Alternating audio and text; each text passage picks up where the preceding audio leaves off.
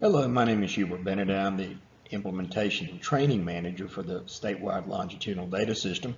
I work in technology services for the Georgia Department of Education. Today's session will look at how to navigate the SI dashboard.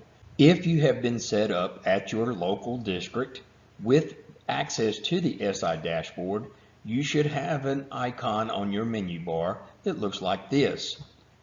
Please know that if you do not have this icon, that is provided to you from your local district data person.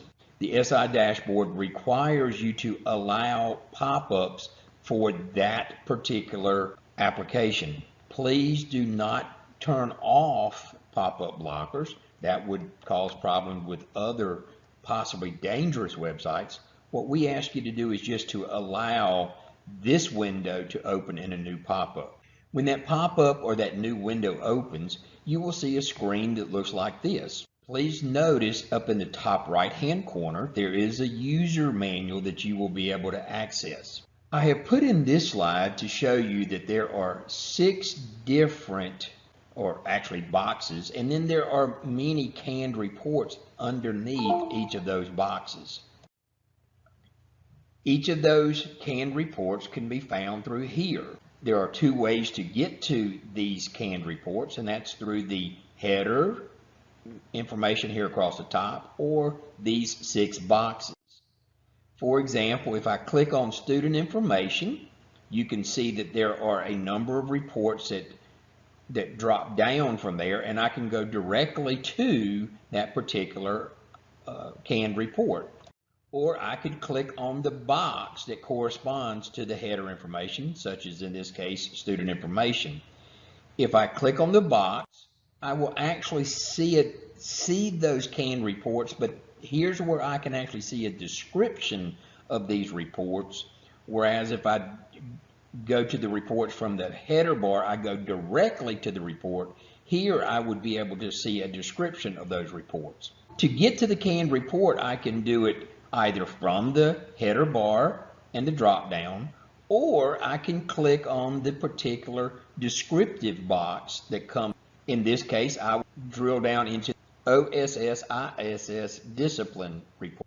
When the screen comes up, you'll notice that over on the far right hand side, you'll have your district data and the schools there. You can also actually compare to the state of Georgia level. But this is an example of the student discipline report, so it shows ISS 10 days or less, and then other options as you scroll down the page. To explain a little bit about this header information, there's an item here in the header bar that says Acrobat or Excel, so you could you could export this screenshot to Adobe if you wanted to print it, or to Excel. Please note that's not exporting all the data behind these numbers, it's just exporting out a look of what this represents. The item that we'd like to show you here is a filter button. Now by default it is highlighted, but if I click it, you'll notice the filtering capability on the far right hand side, it disappears. If I click it one more time, the filter box reappears. The reason you may want to do that is because of the expansion of the screen, which you will see in the next few slides. The 2 buttons beside the filter button, there's a plus sign and a minus sign. The plus sign will actually expand the data. As you can see, it expands and it'll even blow it off the screen. Or I can do a minus to come back to it. So the plus and minus will expand the view of the data. The next button is a toggle button, and it'll toggle to a full page, so the data set will actually enter a full page view. Now we'll actually look at the reports. All of the reports are similar to this, so we will not go in through every single report because the navigation of it is all the same. As you see here, there is trending data. So in this particular canned report, you can see 2016, 2017, and 2018 trending data. You might notice that there are some TFSs listed here, and you might wonder what that is. Well, you may even have some NA. Down at the bottom of each of the reports, you'll see this listed. NA indicates no data found. TFS would be too few students. In other words, it's underneath the N number. It's under 15, and that is an item put in place to prevent users from being able to identify who this individual student was. If you'll notice here, I've clicked over on CCRPI. I wanted to point this out to you because this report, even though it shows 3 years, it only allows for a 2-year trend, and that's between the 17 and 16 data. And as you see, it's because the 2018 CCRPI data cannot be compared to the previous year's data, and the 2-year trend in the report shows a trend between 2017 and 2016.